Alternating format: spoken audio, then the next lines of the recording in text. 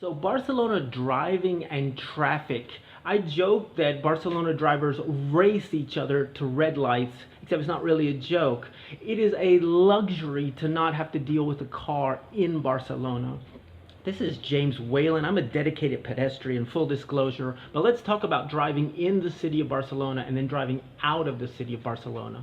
So I'm not only a pedestrian, I'm a cyclist actually, and I've almost been run over 3 times. Maybe I'm a little bitter, nah. I joke that Barcelona drivers see the speed limit signs as the prize money waiting for them and they rush everywhere. Seriously, I don't see the romance of flying to a new country, a new culture, a new language, everything is unfamiliar, and then dealing with traffic on your holiday. You really want to stay away from a car in the city of Barcelona. Keep in mind that if you're dealing with kids and with lots of luggage, there are taxis, oversized taxis, van taxis. The footprint of the historic city, especially, is not very big. Walking is the best way to get around there. Most of it is already pedestrianized. We're going to talk about some other options, but you're really well served just moving through the city organically. Now, if you're talking about trying to get out of the city, that seems like a reasonable time to maybe think about getting a car and driving it out of the city. One thing I would point out is that a lot of the satellite towns, these destination towns that are probably in your guidebook, they're probably already, the easiest way to get to them already is on the train.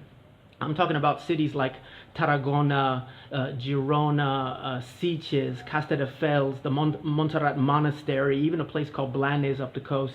They already have really good connections with trains. So if you're just talking about a day trip, I would still stay away from a car.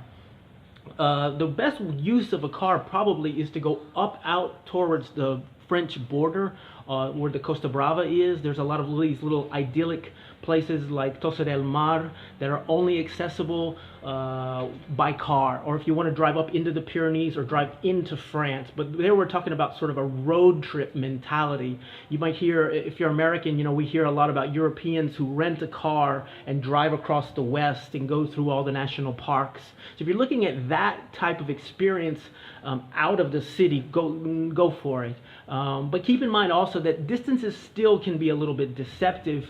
The place that I hear the most about people going on driving vacations is in Andalusia. But as I was pointing out, distances can be deceptive.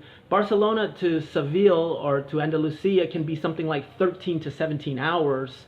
It's not, maybe that's not what you want. Anyway, out of the city, you can have some fantastic experiences on a car. I would totally avoid it in the city. If you're in the city, one other option I'm just going to throw out there is our bicycles. Since in the time that I've lived here, the local government, the city government has probably doubled or tripled the amount of bike lanes. This is below diagonal bike lanes.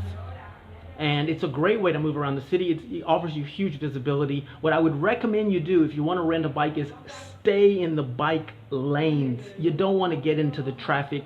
It's full contact with no pads and the referees are not really watching. So keep that in mind, folks. This is James Whalen. We're just throwing some simple solutions, 15 years of living here, observations. If you have any questions or comments, I'd love to hear back from you. This is obviously a topic that's open for debate. Have an amazing day. Adios.